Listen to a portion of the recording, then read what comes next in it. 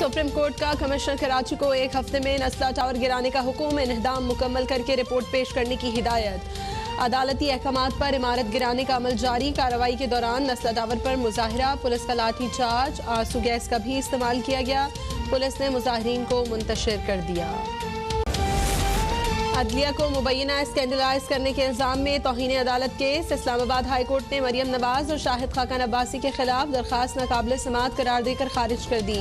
Chief justice Athar Minallah ने remarks दिए कि रिटायर्ड आदमी से मुतालिक बात करने से तौहीन अदालत नहीं होती, चाहे चीफ जस्टिस ही क्यों ना हो। जजेस बड़ी ऊंची पोजीशन पर होते हैं, तनकीद को वेलकम करना चाहिए। दरखास्त गुजार ने साबिक चीफ जस्टिस साकिब निसार के खिलाफ प्रेस कॉन्फ्रेंस पर तौहीन अदालत की दरखास्त की थी।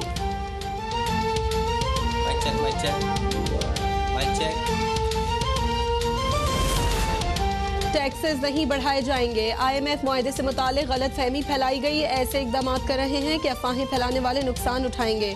ऐसे लोगों को इंतबाह करना चाहता हूँ कि रुपया ऊपर भी जाएगा। मुशीर खजाना शौकत तरीन की मीडिया से गुफ्तगू, कहा ऐसी कोई चीज़ नहीं होगी जिससे मार्केट में डिस्टॉर्शन हो। टैक्सेस के पैसे बेहतर तरीके से इस्तेमाल करके मईशत बेहतर की जा सकती है।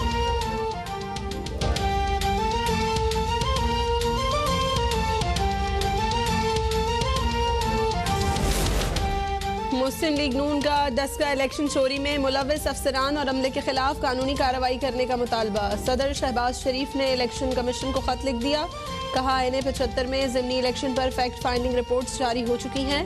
अवाम की राय चोरी करके अवाम के वोट की तौहीन की गई। इलेक्शन कमीशन की कार्रवाई मुस्तकबिल में ऐसे वाक़यात की रोकथाम के लिए डिटर्नेंस का काम करेगी। वफाकी और सूबाई हुकूमत के जिम्मेदारों को बेनकाब करके इनके खिलाफ कार्रवाई की जाए।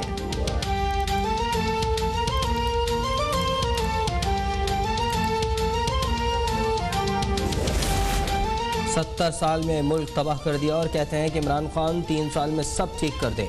वज़ीर-ए-आज़म सब ठीक करने की कोशिश कर रहे हैं। वज़ीर-ए-आज़म के मुआविन ख़ुसूसी शहबाज गिल का तकरीब से खिताब। कहा शुगर माफिया पर हाथ डाला तो हुकूमत गिराने की धमकियाँ दी गईं। इमरान खान दबाव में नहीं आया, ज़मींदार को गन्ने के पूरे पैसे मिले।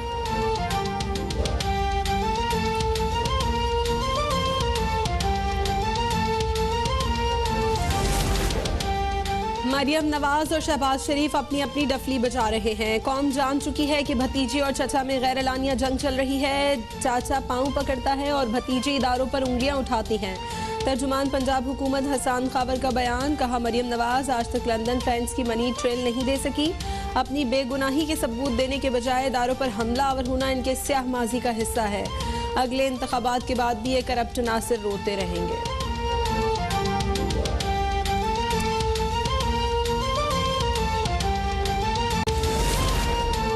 सिंध हाई कोर्ट ने साबिक सदर की हमशीरा फरियाल तालपुर को बैरून मुल्क जाने की इजाजत दे दी। नाम ECL से निकालने से मुतालिक दरखास्त 25 लाख रुपए ज़र जमानत के एवज मंजूर। PP रहनुमा ने बीमार बेटी की इयादत के लिए लंदन जाने के लिए ECL से नाम हटाने की दरखास्त की थी।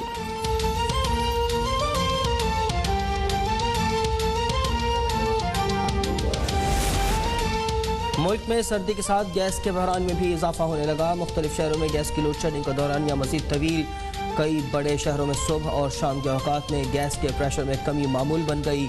घरेलू खवातीन परेशान तो कमर्शल सार्फिन ने भी सर पीट लिए।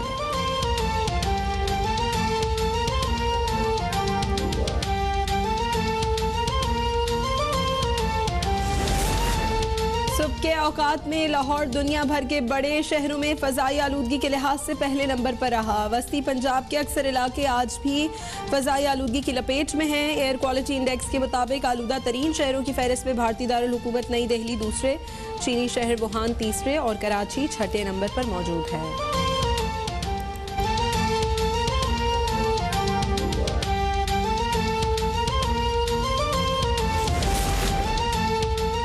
मुल्क में कोरोना से मजीद 7 अफराद इंतकाल कर गए। 252 नए केसेस रिपोर्ट। मुल्क में कोरोना से अमवात 28,697 हो गई।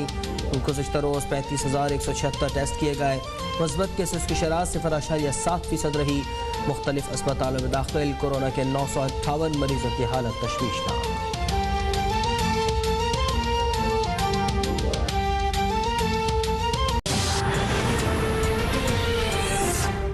इसी हवाले से मजीद भी आपको अपडेट करें कि सुप्रीम कोर्ट कराची रजिस्ट्री में नस्ला टावर गिराने से मुतालिक केस की समाअत हुई। रहनुमा जमात इस्लामी हाफिज नईम रहमान की जानिब से बोलने की इजाज़त तलब करने पर अदालत ने बरहमी का इजहार किया है।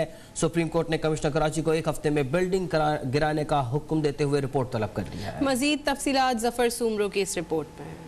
सुप्रीम कोर्ट कराची रजिस्ट्री में चीफ जस्टिस पाकिस्तान जस्टिस गुलजार अहमद की सरबराही में 3 रुकनी लार्जर बेंच ने नस्ला टावर गिराने के मामले पर समाअत की। हाफिज नईम रहमान का सिर्फ ये बोलना था कि मुझे भी सुन लिया जाए। चीफ जस्टिस बरहम हो गए, कहा यहाँ किसी सियासी तकरीर की इजाजत नहीं देंगे। चीफ जस्टिस ने कमिश्नर कराची से मुखातिब होकर कहा, ये नीचे गिराने का फैशन कहाँ से आ गया है? आपको 1 हफ्ते का वक्त दिया था, कब मुकम्मल करेंगे आप? कमिश्नर कराची बोले, आज शाम से ऊपर से भी काम शुरू हो जाएगा। हाफिज नईम रहमान ने एक बार फिर अदालत से गुजारिश की कि सिंध हुकूमत को मुआवजा अदा करने का हुक्म दिया जाए। चीफ जस्टिस फिर बरहम हो गए, आप कौन हैं? क्या इंटरेस्ट है इस बिल्डिंग में आपका? हाफिज नईम रहमान बोले, जी मैं तो यहाँ का शहरी हूँ। दूसरी जानिब सुप्रीम कोर्ट ने कमिश्नर कराची को एक बार फिर 1 हफ्ते में नस्ला टावर गिराने का हुक्म देते हुए इन्हेदाम मुकम्मल करके रिपोर्ट पेश करने की हिदायत कर दी। कायम मकाम गवर्नर पंजाब चौधरी परवेज इलाही और रुकन कौमी असम्बली चौधरी सालिक हुसैन से जमहूरिया कोरिया के सफ़ीर सो सिंह पियो ने मुलाकात की है। मुलाकात में बाहमी दिलचस्पी के उमूर पर बातचीत की गई है, जबकि दोतरफा उमूर पर भी तबादला ख्याल हुआ है। कायम मकाम गवर्नर पंजाब चौधरी परवेज इलाही और रुकन कौमी असम्बली चौधरी सालिक हुसैन, जिनसे जमहूरिया कोरिया के सफ़ीर ने मुलाकात की है और बाहमी दिलचस्पी के उमूर पर बातचीत की गई है। तजम्मुल बुखारी से मज़ीद जान लेते हैं। तजम्मुल, मुलाकात का क्या अहवाल रहा?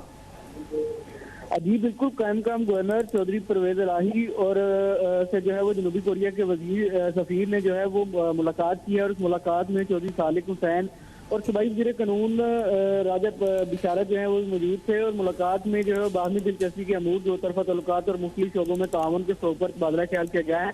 इस हवाले से जो है वो जनूबी कोरिया के सफ़ीर से ने जो है मुख्तलिफ शोबों में पंजाब हुकूमत को हर मुमकिन ताउन फराहम करने की यकीन दहानी कराई है। इस मौके पर चौधरी परवेज इलाही का कहना था कि पाकिस्तान जो है कोरिया के साथ तजारती और सरमायाकारी के तल्लुकात को वुसअत देने का ख्वाहिशमंद है, जबकि जो मजीद जो तजम्मुल बुखारी हमें इस मुलाकात के हवाले से अपडेट कर रहे थे।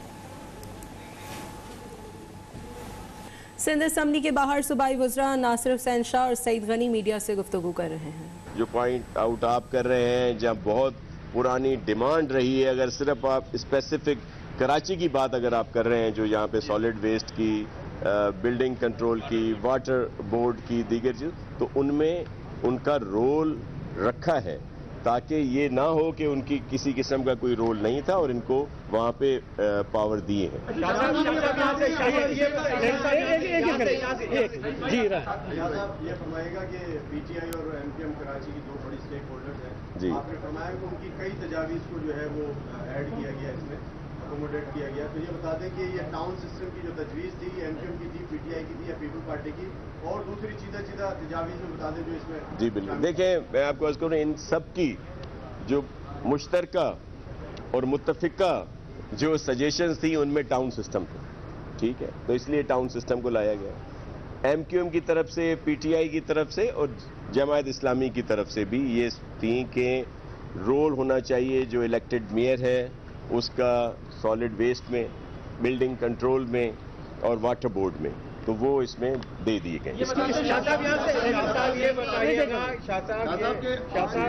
आपसे थोड़ी देर पहले जो अपोजिशन लीडर थे वो और मुत्तहिदा अपोजिशन सब कह के गए कि हम इस कानून को अदालत में चैलेंज करेंगे। जी जी, तो आप इसका किस तरह दिफा करेंगे? दूसरा, नस्ला टावर पे जो इस वक्त एहतजाज चल रहा है, उनका मुतालबा है कि एनओसी देने वालों के खिलाफ सिंध हुकूमत कार्रवाई क्यों नहीं कर रही? जी देखिए, उस पर क्योंकि आज ये कानून का इस पे बात हो रही है, लेकिन एक बहुत अहम इशू है नस्ला टावर का।